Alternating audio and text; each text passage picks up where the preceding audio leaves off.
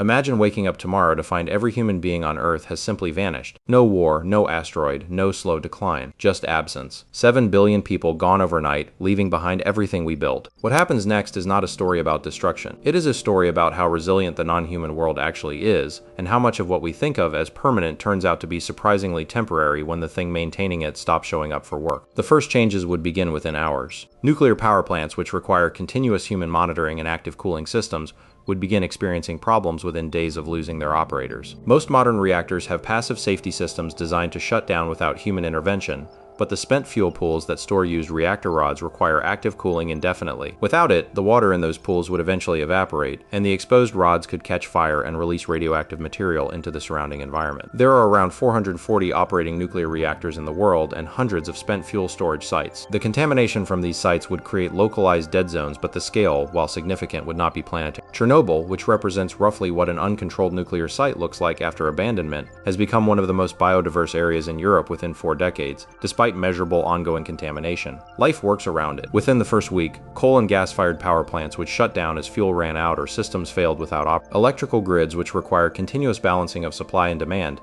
would cascade into failure within hours of losing human management. The lights would go out globally within days. Without electricity, water treatment and pumping stations would stop. Municipal water supplies would drain or stagnate. Dams would continue operating on their automatic systems for a while, but without maintenance, they would eventually experience problems, and some would fail over decades and centuries, releasing the reservoirs behind them and dramatically reshaping river systems downstream. Domesticated animals would face an immediate crisis. Livestock in industrial facilities, cattle and feedlots, pigs and chickens in factory farms are entirely dependent on human-managed feeding and ventilation systems. Without electricity for ventilation, enclosed chicken and pig houses would become uninhabitable within hours in warm weather. Animals in open pastures would fare better, at least initially. Cattle, horses, sheep, and goats left in fields would survive the immediate transition, and some would eventually go feral, joining populations that slowly adapt to life without human management. Feral populations of many domesticated species already exist and demonstrate that the adaptation is possible, though the genetic changes accumulated through thousands of years of selective breeding mean many domesticated breeds are poorly suited to surviving without human support. Dogs, depending heavily on where they are and what their breed history looks like, would face wildly different prospects. Some would form feral packs and begin competing with existing predators. Others, particularly heavily modified breeds with extreme physical traits, would struggle and disappear within generations.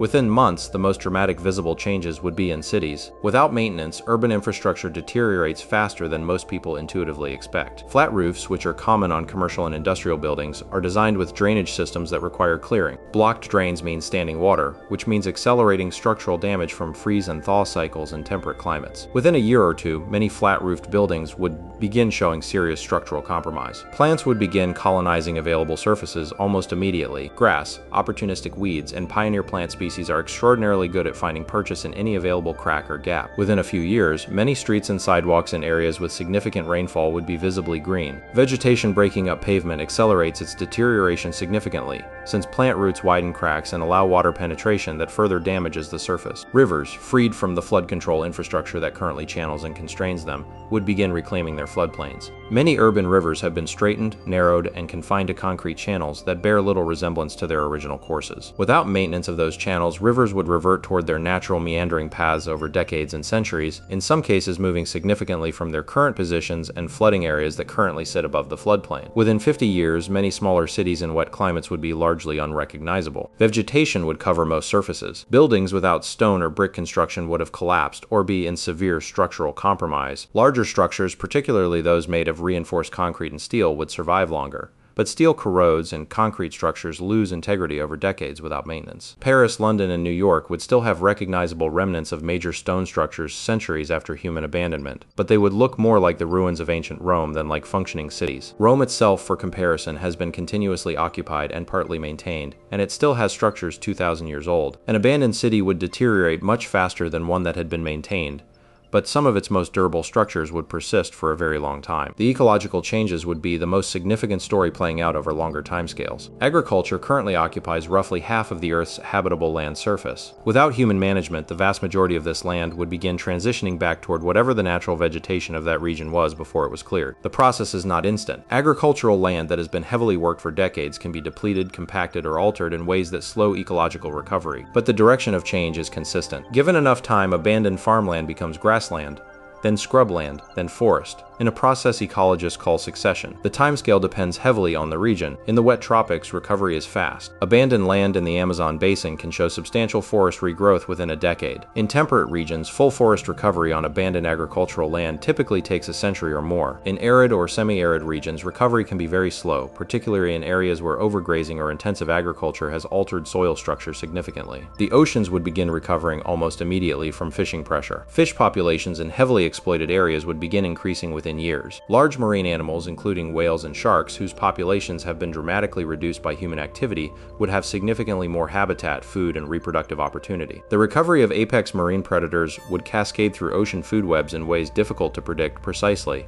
But the direction toward greater biomass and biodiversity is consistent with what happens in marine protected areas. On land, the recovery of large predators would be one of the most ecologically consequential changes. Wolves, large cats, and bears have been eliminated from large portions of their historical range by human hunting and habitat loss. Without human pressure, these populations would expand from their remaining strongholds. The reintroduction of apex predators has been studied in detail in places like Yellowstone, where wolf reintroduction in 1995 produced changes that cascaded far beyond wolf-prey dynamics. Wolf predation changed where elk grazed, which allowed riverbank vegetation to recover, which changed river behavior, which affected beaver populations, which further altered water systems. Ecologists call these trophic cascades, and they suggest that the recovery of large predators in a human-free world would produce ecological changes far beyond what simple prey-predator models would predict. Some of humanity's impacts would persist for timescales that make everything else seem brief. Plastics, depending on type and environmental conditions, degrade on timescales ranging from decades to potentially thousands of years. Microplastics are already distributed through virtually every ecosystem on Earth, from deep ocean sediments to Arctic ice cores. The plastic in the environment today would remain a feature of ecosystems for a very long time after humans disappeared. Carbon dioxide in the atmosphere has a complex residence time. Some is absorbed relatively quickly by oceans and vegetation, but a portion persists in the atmosphere for tens of thousands of years. The carbon released by human industrial activity over the past 2 centuries has already committed the planet to climate change that would continue unfolding long after the emissions stopped. Sea levels would continue rising for centuries due to the thermal expansion of oceans and ongoing ice sheet dynamics, even with no further human emissions. The isotopic signature of nuclear weapons testing is already embedded in sediment layers around the world, a clear stratigraphic marker that geologists of the future, human or otherwise, would be able to identify as precisely as geologists today identify the iridium layer from the asteroid impact that ended the Cretaceous. The human geological epoch, whatever we choose to call it,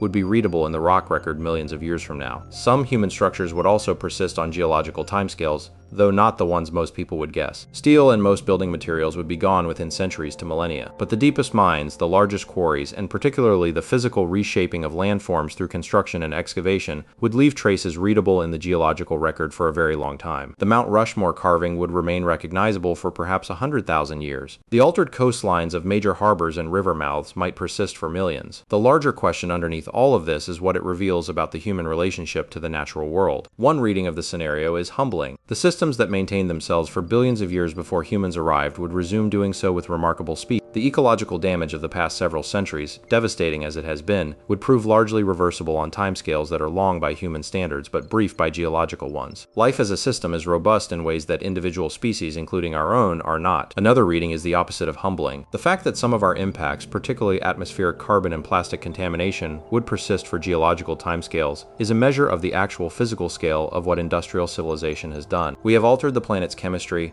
its ocean temperatures, its sea levels, and the distribution of species in ways that will remain readable in the rock record long after everything we built has turned to dust. Both readings are accurate. The natural world would recover substantially and eventually, and the world it would recover into would not be identical to the one that existed before humans arrived. We would be gone, but not without a trace. The question of what kind of trace to leave and how large is the one that remains open while we are still here to decide it.